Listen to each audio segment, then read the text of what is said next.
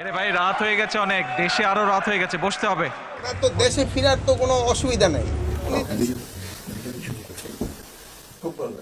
জাতীয় নির্বাচনের তারিখ সুনির্দিষ্ট হলে দীর্ঘ ১৭ বছর পর নির্বাসিত জীবনের অবসান ঘটিয়ে শীঘ্রই দেশে ফিরবেন বিএনপির ভারপ্রাপ্ত চেয়ারম্যান তারেক রহমান। অন্য একটি সূত্র বলছে আগামী ৫ই আগস্টের আগেই দেশে ফিরতে পারেন বিএনপির ভারপ্রাপ্ত চেয়ারম্যান তারেক রহমান।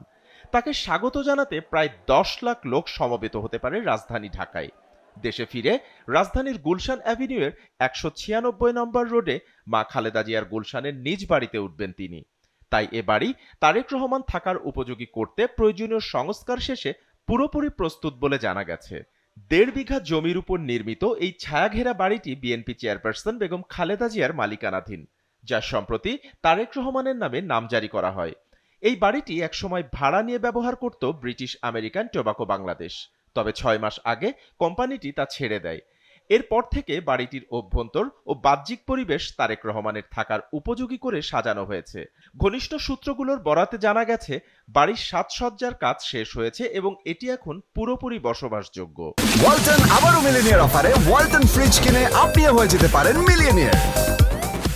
ইতিমধ্যে তারেক রহমানের স্ত্রী ডক্টর জোবাইদা রহমানও লন্ডন ফেরার আগে বাড়িটি ঘুরে দেখে গেছেন।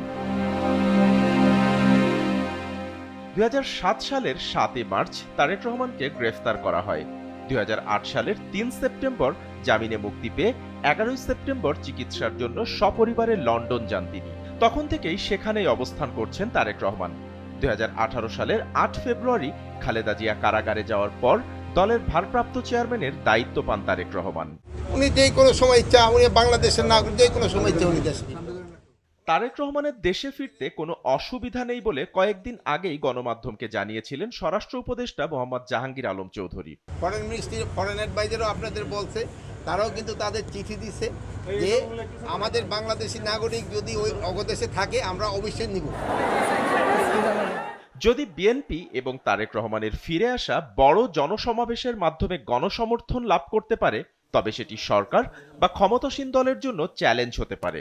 বিশেষ করে আগামী জাতীয় নির্বাচনকে কেন্দ্র করে নতুন একটি রাজনৈতিক মঞ্চ তৈরি হতে পারে। বাপ্পি খান, এসএটিভি ডিজিটাল।